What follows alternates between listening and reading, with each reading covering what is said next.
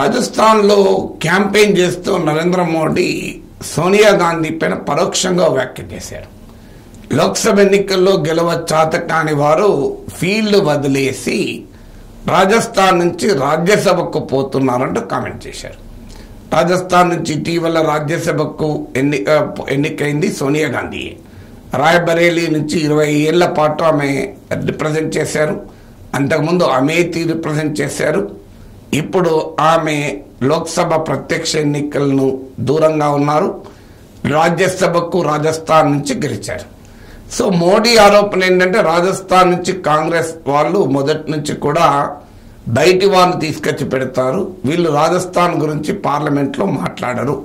South నుంచి ఒక నాయకుని పెట్టారు, ఆయన ఎన్నడూ రాజస్థాన్ గురించి అడగలేదు అంటూ ఆరోపణ కూడా చేశారు. సోనియా గాంధీ కూడా రేపు రాజస్థాన్ రిప్రజెంట్ చేసినా కూడా రాజస్థాన్ గురించి అడగరు అనేది మోడీ ఆరోపణ. సో మోడీ 2 రకాల ఆరోపణలు చేశారు. ఒకటి, లోక్సభ ఎన్నికల్లో గెలవచాత కాని వారు ఫీల్డ్ వదిలేసి రాజ్యసభకు వెళ్తారంటూ సోనియా గాంధీ ప్రత్యక్ష ఎన్నికలకు దూరంగా ఉండడంపై వ్యాఖ్యానం. రెండవది, రాజస్థాన్ నుంచి ఇతర రాష్ట్రాల వారిని ఎంపిక చేస్తూ కాంగ్రెస్ రాజస్థాన్కు ద్రోహం చేస్తోంది అనేది మోడీ వాదన. సో రెండవ పాయింట్ మొదలు చూద్దాం. సో ఒక్క కాంగ్రెస్ మాత్రమే ఇతర రాష్ట్రాల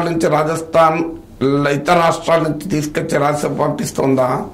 భారతీయ జనతా పార్టీ చేయడం లేదా? మన తెలుగు వాడైన వెంకయ్య నాయుడును కర్ణాటక నుంచి ఇతర రాష్ట్రాల నుంచి ఎన్నిక కావించలేదా? నిర్మలా సీతారామన్ను ఎన్నిక కాలేదా? అలాగే మీకు అరుణ్ జైట్లీ లోక్సభకు ఓడిపోతే ఆయన రాజ్యసభకు తీసుకొచ్చి మోడీ ఆర్థిక మంత్రి చేయలేదా?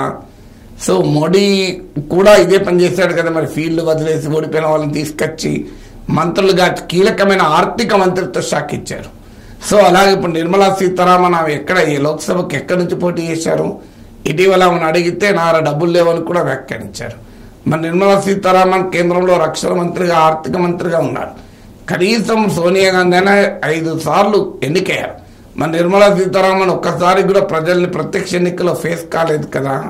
మరి అలాంటి వ్యక్తికి మీరు అత్యంత కీలకమైన రక్షణ, డిఫెన్స్ అండ్ ఫైనాన్స్ మినిస్ట్రీస్ ఎలా ఇచ్చారని అడిగితే మోడీ వద్ద సమాధానం ఉంటుందా?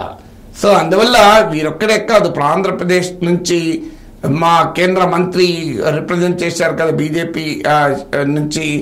సో అందువల్ల ఈ రకమైనటువంటి ఆరోపణ చేయడం ఎంతవరకు సమంజసం? ఆ మాటకు వస్తే మన తెలుగు వాళ్ళైన జీవీఎల్ నరసింహారావు, డాక్టర్ లక్ష్మణ్ ఉత్తరప్రదేశ్ నుంచి రాజ్యసభలో లేరా? భారతీయ జనతా పార్టీకి చెందిన తెలుగువాడైన బంగారు లక్ష్మణ్ రాజస్థాన్ నుంచి ఎంపీ కాలేదా?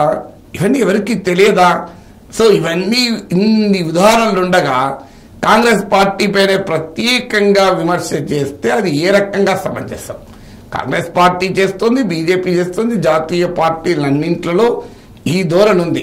లోక్సభకు ఈవెన్ కాంగ్రెస్ అయితే రాజ్యసభకే పెట్టారు, బీజేపీ అయితే ఏకంగా లోక్సభకు కూడా పెట్టింది. బంగారు లక్ష్మణ్ తీసుకొచ్చి వేరే చోటు నుంచి గెలిపించారు. అఫ్కోర్స్ కాంగ్రెస్ కూడా అజారుద్దీన్ గెలిపించారు, కాంగ్రెస్ కూడా పనిచేసింది. కానీ రాజ్యసభకు పెట్టడం అనేది 2 జాతీయ పార్టీలు చేస్తున్న పనే. ఇదేమి ఒక పార్టీ చేసి ఇంకో పార్టీ చేయడం లేదు అనుకుంటే చాలా పొరపాటు.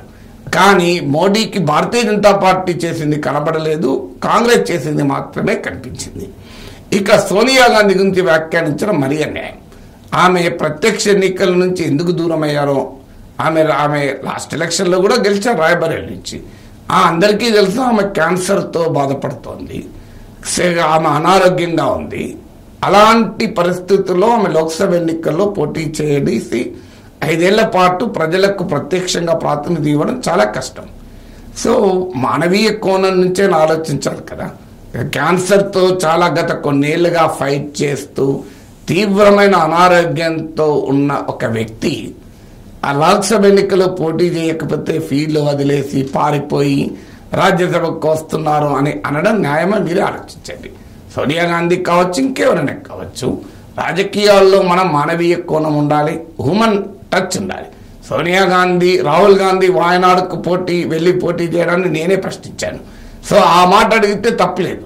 సో తన స్వరాష్ట్రమైన ఉత్తరప్రదేశ్ సొంత సీటు వదిలేసి కేరళలో వెళ్ళాడు అంటే ఆరోపణలో అర్థం ఉంటుంది.